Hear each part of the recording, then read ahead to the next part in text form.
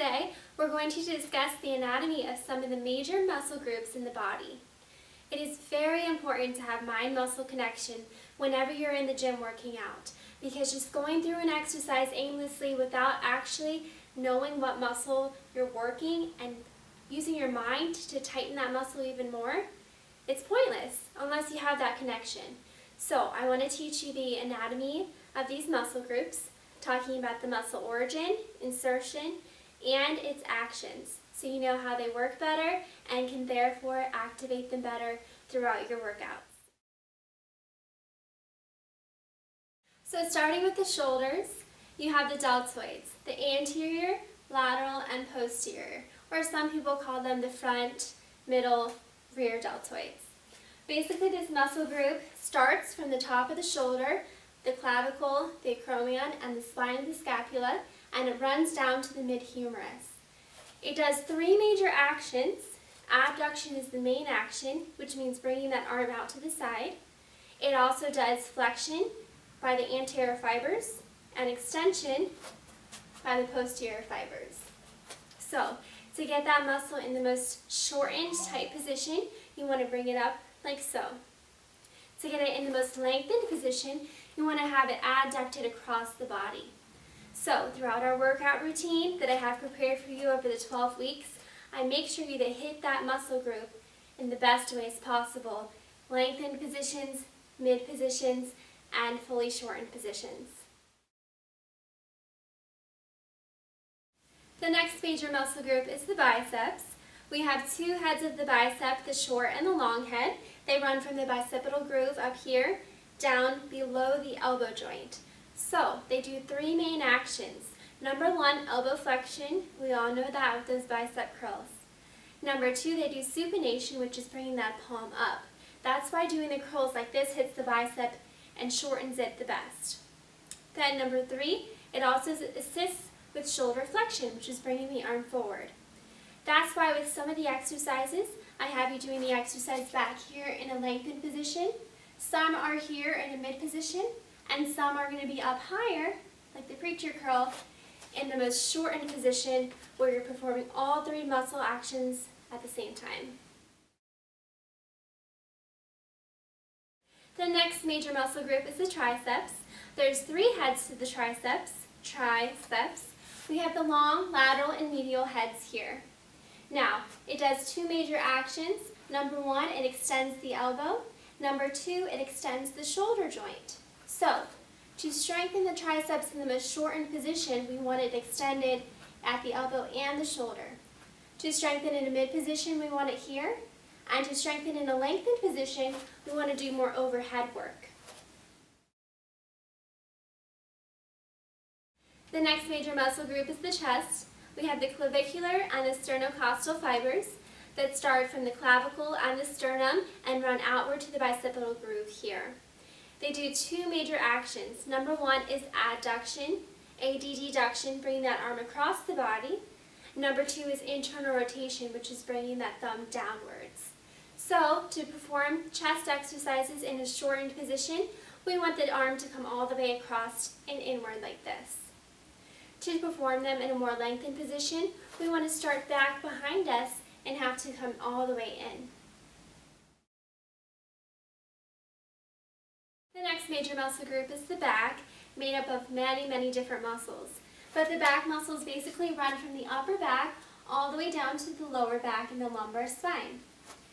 These muscles do three major actions. They help extend the arms back, they internally rotate them inwards, and they also adduct them in towards the body. So one exercise in particular, we're strengthening, going from a fully lengthened position, down behind us, all the way to there. The next major muscle group is the abdominals. It's made up of four muscles: the transverse abdominis, rectus abdominis, internal obliques, and external obliques. The obliques are the major muscles that help us with rotation.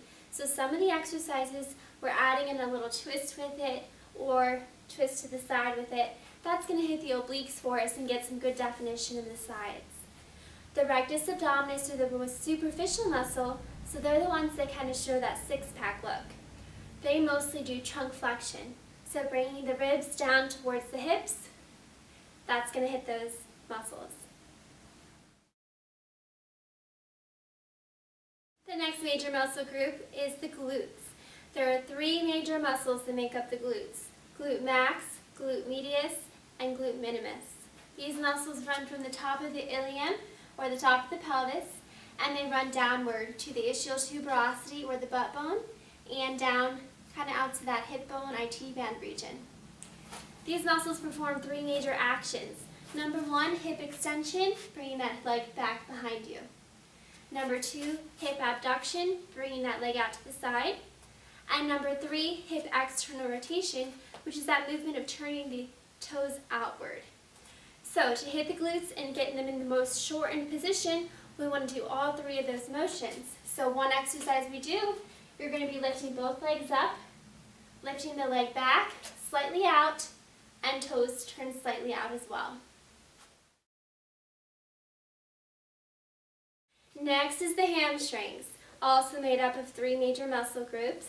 We have the semitendinosus, semimembranosus, and the biceps femoris. These muscles run from the ischial tuberosity, or the butt bone, all the way down to the tibia fibula, down in the lower leg. They therefore do two muscle actions. Number one, we all know, they do a leg curl. But number two, which is less familiar to some people, is hip extension. So they help those glutes out to get the leg behind you.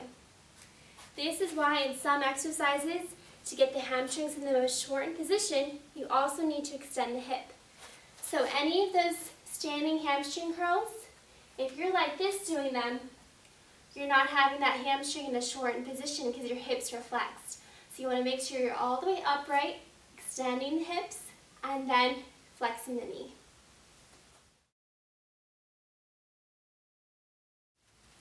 Next we have the quadricep, made up of four major muscles. We have the rectus femoris, vastus lateralis, vastus intermedius, and vastus medialis. These four muscles help do two actions. The main action they do is extend the knee. So they bring the knee from a bent position all the way straight, and you really get a short contraction there. They also help with hip flexion. Mainly the rectus femoris does that because it crosses the hip joint. So they also help with this movement. Lastly, we have the calves. The calves are made up of the gastrocnemius and the soleus muscle. They run from the femur down into the Achilles tendon here. Their main action is plantar flexion of the ankle, which just basically means pointing the foot. So any of the calf raises we're doing that movement. Some of the calf raises you do with the knees straight, some you do with the knee bent, because the gastrocnemius and the soleus work differently. So, for example, the seated calf raises, it's very important to do those as well, because we're going to hit the muscles differently seated versus standing and having the knees completely straight.